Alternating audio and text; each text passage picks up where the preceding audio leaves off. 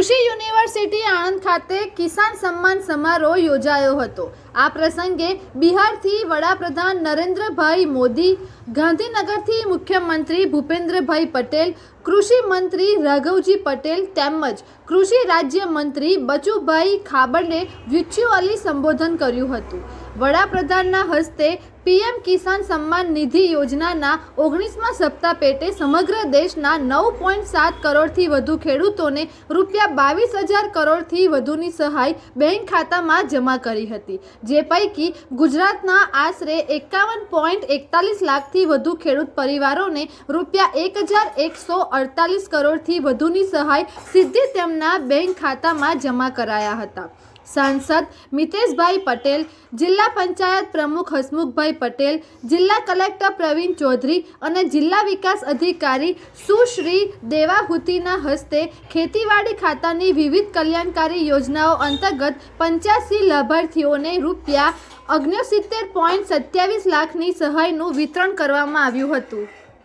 આજ રોજ આણંદ કૃષિ યુનિવર્સિટી મુકામે કિસાન સન્માન સમારોહ રાખવામાં આવેલો છે। આદરણીય પ્રધાનમંત્રી નરેન્દ્રભાઈ મોદી સાહેબ ભાગલપુરથી સંબોધન કર્યું છે।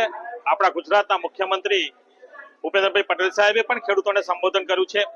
19મો હપ્તો કિસાન સન્માન નિધિ આદરણીય પ્રધાનમંત્રી નરેન્દ્રભાઈ મોદી સાહેબના હસ્તક આજે લગભગ 10 કરોડ ખેડૂતોના ખાતામાં ડાયરેક્ટ ₹2,000 એમના ખાતામાં જશે। આપણા ગુજરાતના 51 લાખથી વધુ ખેડૂતોના ખાતામાં એ જ રીતે 2,000 થી વધુ 1148 કરોડ રૂપિયા ખેડૂતોના ખાતામાં જશે। આપણા આણંદ જિલ્લાના 3 લાખથી વધુ ખેડૂતોના ખાતામાં આ જ રીતની રકમ જ્યારે જઈ રહી છે, ત્યારે ખેડૂતો આત્મનિર્ભર બને, ખેડૂતોની આવક બમણી થાય। જ્યારે પ્રધાનમંત્રી નરેન્દ્રભાઈ મોદી સાહેબ, આપણા ગુજરાતના મુખ્યમંત્રી આદરણીય ભૂપેન્દ્રભાઈ પટેલ સાહેબ ખેડૂતોના હિતમાં આવા પગલા લેતા હોય ત્યારે ખેડૂતોએ આવકાર્યો છે।